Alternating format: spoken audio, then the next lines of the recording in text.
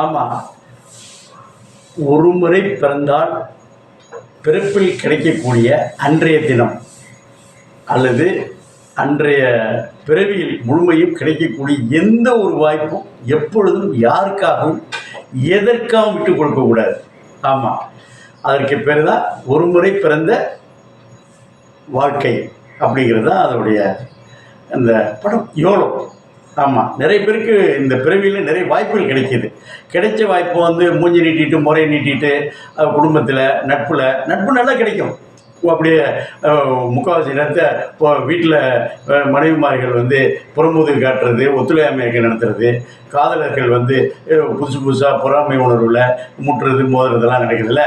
இது அப்படி வேண்டாம். கிடைச்ச வாய்ப்பை கிடைச்ச வரலையும் வாய்ப்புள்ள வரலையும் வாழ்ந்து காட்டுக்கடா, வாழ்ந்து அனுபவிப்பா அப்படிங்கிறது அந்த கதையோட இது. என்னங்க இது தத்துவம். கதை என்னங்க, ஒரு பெண்ணு நல்ல நல்ல பெற்றோர்கள், நல்ல மனிதர்கள், நல்ல வேலை வசதி வாய்ப்பில் இருக்கக்கூடிய பெற்றோர்கள் எப்போதும் ஒரு பெண்ணு அதுவும் ஒரே பெண்ணாக இருந்து விட்டால் எந்த அளவுக்கு செய்வார்கள். அவருக்கு ரொம்ப பெருமை. என் பொண்ணு கிழிச்ச கோட்டை தாண்ட மாட்டான், நான் சொல்கிறத மீறி செய்ய மாட்டான். அவள் அன்றாட ட்ரெஸ்ஸிலேருந்து கல்லூரியில் படிப்பில் நான் தேர்வு செய்கிற படிப்பு தான் படிப்பான், நான் தேர்வு பண்ணுற மாப்பிள்ளையை தான் பண்ணுவாள் அப்படின்னு சொல்லக்கூடிய பெருமை அடிக்கக்கூடிய ஒரு பெற்றோர். அந்த பெண்ணை பெண் பார்ப்பதற்கு ஒரு நல்ல வசதி வாய்ப்போ, நல்ல தயாள மனசுன்னா ஒரு நல்ல மகிழ்ச்சியான மனசு வச்சிருக்கக்கூடிய ஒரு இளைஞருக்கு பெண் பார்க்க வருகிறார்கள். பெண்ணு வந்தாக்கா அதை எடுத்துகிட்டு வா, இதை எடுத்துகிட்டு வா, அங்கே போய் இங்கே போனால் அப்பா சொல்கிறார். பெருமை எப்போதும் இந்த பெண்ணை பெற்றவர்கள் மட்டுமல்ல, எப்போதும் ஒரு வசதி வாய்ப்பாக இருக்கிறவங்க தான் நினைச்சே தான் செய்யணும். அது நிறைய இடத்துல ஆண்கள் இருக்குது, நிறைய இடத்துல பெண்கள் இருக்கிறார்கள். அது அப்படி தான் வந்து பார்க்குறாங்க. பார்த்தோன்னே இந்த பையனுக்கு யார் அந்த கல்யாணம் பண்ண போகிற பையனுக்கு வந்து அழகாக விஜய் நிக்கி அப்படியே அவருக்கு பிடிச்சி கொடுது.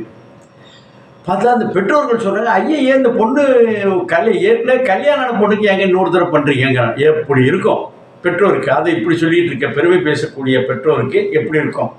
அப்படி வந்துடுது. என்னடா ஒத்து பார்த்தா வேறு ஒரு எதனால் வந்து திருமணம் நடந்தது, ஏன் திருமணம் முறிவு அளவுக்கு போகிறது, ஏன் இப்போ திருமணத்திற்கு ஏற்பாடு பெண் பார்க்கிற அளவுக்கு வந்துச்சுங்கிறத கதையோட முக்கிய முடிச்சு.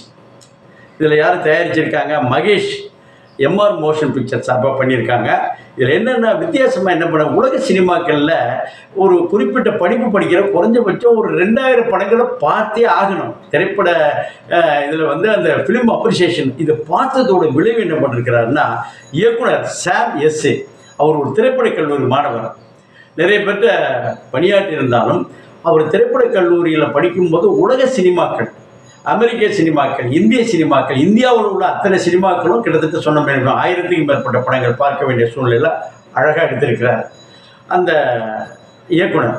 இதில் வந்து என்னாச்சுன்னா, யார் இதில் மெயினாக வந்து தேவிகா, ஆகாஷ் இவங்கெல்லாம் பண்ணியிருந்தா கூட, பிரேம்குமார் பண்ணியிருந்தா கூட, படவா கோபி அந்த பொண்ணுடைய அப்பாவாக இருக்கிறார். அவர் இருக்கும் பொழுது அந்த பெருமை பேசக்கூடிய அப்பாவாக பண்ணும் பொழுது, அப்பா இன்றைக்கு இருக்கிற மத்திய வயதில் இருக்கக்கூடிய பெண்ணை திருமணம் செய்து கொடுக்கக்கூடிய அவர் வந்து யதார்த்த நடிப்போ, யதார்த்த ப்ரெசன்டேஷன் அழகை கொட்டிடுறாரு. அழகின்றால் நடிப்பிலும் அந்த ப்ரெசன்டேஷனும் பட்டை கிளப்புறாரு. இந்த பாருங்க என்ன சொல்கிறாங்க, போனால் வராது, பொழுது விடிஞ்சால் கிடைக்காது, வராஜா வாங்கின மாதிரி வாழ்க்கையை வாழ வேண்டும். அது பிள்ளைகள் மீது நிறைய பற்றுதலை செலுத்தீங்கள். உங்களுடைய திட்டத்தையும் உங்களுடைய எண்ணங்களையும் திணிச்சு மிதித்து, நீ அந்த ஸ்கூலில் படி, அங்கே போ. எங்கள் ஃப்ரெண்ட்ஸு கூட இருந்துகிட்டு இருக்கிறப்ப நம்மளே தப்பு பண்ணியிருப்போம். ஃப்ரெண்ட்ஸு கூட வச்சுட்டு அவன் நல்லா வந்திருப்பான், 5வது வரையும் வந்திருப்பான், அந்த பொண்ணு வந்திருக்கும். 6வது போய் அங்கே வேணாம் வேறு ஸ்கூலில் சேர்ந்தா அந்த டீம் அப்படியே போய் புதுசாக பிள்ளைகள் ரொம்ப இதாக. அது மாதிரி 10th வரையும் ஒரு பள்ளியோட சேர்ப்போம். அது வந்து கூடாது. அடுத்த +2க்கு மெடிக்கல், அது பிள்ளைக்கு அது விருப்பமே இருந்திருக்காரு. என்ஜினியரிங் போகணும் விருப்பமே இருந்திருக்காரு, இல்லை நான் அட்வொகேட் லாயர் ஆகணும் விருப்பமே இருந்திருக்காரு. பிள்ளைகளை அவர்கள் போக்கில் விடுங்கள். விட்டால் தான் வாழ்க்கையில் வெற்றி பெற முடியும், நீங்களும் வெற்றி பெற முடியும், பிள்ளைகளும் வெற்றி பெற முடியும். ஏன்னா எல்லாம் முதியோர் இல்லத்தில் போய் தள்ளிவிட்டாங்கன்னு வச்சுங்க. எதுக்கு? ஐயோ அப்பா அப்படி சொன்னது தான் கேட்கணும், அம்மா வந்து அவங்க சொன்னது தான் கேட்கணும், இவங்களுக்காக நம்ம வாழ்க்கையை வீணடிக்க முடியாதுன்னு ஒதுக்கிறாங்க. அதனால் இந்த படம் வந்து ஒரு படிப்பினை பாடம். பெற்றோர்கள் குழந்தைகளுடன் போய் சென்று பாருங்கள், பிள்ளைகளுடன் சென்று பாருங்கள், பெற்றோருடன் சென்று பாருங்கள், பார்க்க வேண்டிய நண்பர்களுடன் சென்று பாருங்கள். தேட்டரில் போய் பார்த்தா அந்த சாம் ஜிஎஸ் மியூசிக்கு பட்டையை கிளப்பியிருக்கிறார். அதாவது இதில் என்னாச்சுன்னா, இதில் வந்து ஒரு கேமராவோட ஒர்க் இருக்குது பாரு. கேமரா லைட்டிங் சும்மா இப்போ பார்த்தா நேச்சுரலாக கொடுக்க போகிறது, இருட்டெல்லாம் போட்டு இந்த மாதிரி இருந்தால் கூட, இதெல்லாம் கொடுத்தா கூட அது வந்து திரைப்படம் அது. என்னதான் திரைப்படத்துக்கு தானே டிக்கெட் எடுத்து போகிறோம். திரைப்படமாக தெரியக்கூடாது, இயற்கையாக இருக்கணும்னு பண்ணாங்க, அது சரியாக வராதுங்க. அதனால் பெற்றோர் பிள்ளைகளுடன் போய் பார்க்க வேண்டிய, அதுவும் குடும்ப அப்பா அம்மாக்கள் எப்போ பார்த்தாலும் தான் நினச்சி தான் செய்யணும், தன்னோட இப்படி தான் எல்லாமே கேட்குன்னு நினைக்கக்கூடிய பிடிவாதக்காரர்கள் இருந்தால் அவர்களை கட்டாயம் அழைச்சிட்டு போய் உட்காந்து பாருங்கள்.